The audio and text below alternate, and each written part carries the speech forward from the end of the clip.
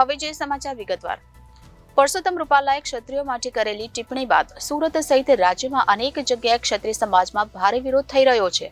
ત્યાં સુરતમાં પરસોત્તમ રૂપાલાનો કાર્યક્રમ શરૂ થાય તે પહેલા જ વિરોધ જોવા મળ્યો. જે રૂટ પરથી રૂપાલાનો કાફલો પસાર થવાનો હતો તે રૂટ પર ક્ષત્રિય સમાજના કાર્યકરોએ વિરોધ નોંધાવ્યો હતો. કાળા વાવટા અને બેનર લઈ વિરોધ દર્શાવ્યો હતો. હાલ પોલીસ દ્વારા તમામની અટકાયત કરવામાં આવી છે. લોકસભાની ચૂંટણી માટે ભાજપે રાજકોટના ઉમેદવાર તરીકે પરસોત્તમ રૂપાલાના નામની જાહેરાત કર્યા બાદ એક નાના કાર્યક્રમમાં તેઓએ કરેલી ટિપ્પણી બાદ મોટો વિવાદ ઉભો થયો છે. સુરત સહિત અનેક જગ્યાએ ક્ષત્રિય સમાજ દ્વારા પરસોત્તમ રૂપાલા સામે વિરોધ થઈ રહ્યો છે. ત્યારે સુરતના ગોપીન ગામ ખાતે પરસોત્તમ રૂપાલાના સમર્થનમાં કાર્યક્રમનું આયોજન કરવામાં આવ્યું છે. જો કે ગઈકાલે ખંભાળિયા ખાતે ભાજપના કાર્યક્રમમાં કાળા વાવટા ફરકાવ્યા બાદ સુરતના કાર્યક્રમમાં પણ આવી કોઈ હરકત થાય તેવી શક્યતા વધી રહી હતી. પરસોત્તમ રૂપાલાએ ક્ષત્રિયો માટે કરેલી ટિપ્પણી બાદ સુરત સહિત રાજ્યમાં અનેક જગ્યાએ ક્ષત્રિય સમાજમાં ભારે વિરોધ થઈ રહ્યો છે.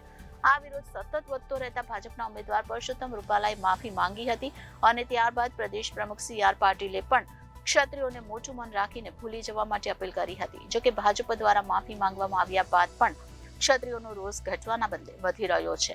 બીજી તરફ ભાજપે ઉમેદવાર બદલવાની મનાઈ જાહેર કરી દેતા આ રોષ વધી રહ્યો છે. ત્યારે ગઈકાલે રાજકોટના ખંભાળિયા ખાતે ભાજપ કાર્યાલય ઉદ્ઘાટન પ્રસંગે રેલિંગ તોડીને ક્ષત્રિયોએ કાળા વાવટા ફરકાવી હંગામો મચાવ્યો હતો અને ખુરશીઓ પણ ઊંધી કરી દીધી હતી.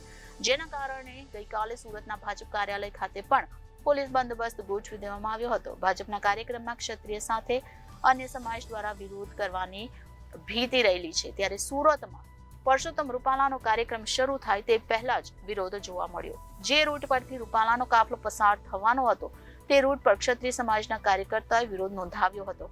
કાળા વાવટા અને બેનર લઈને વિરોધ દર્શાવ્યો હતો. હાલ પોલીસ દ્વારા તમામને અટકાયત કરવામાં આવી છે. Reporter Arvind Rathod, Janadesh news.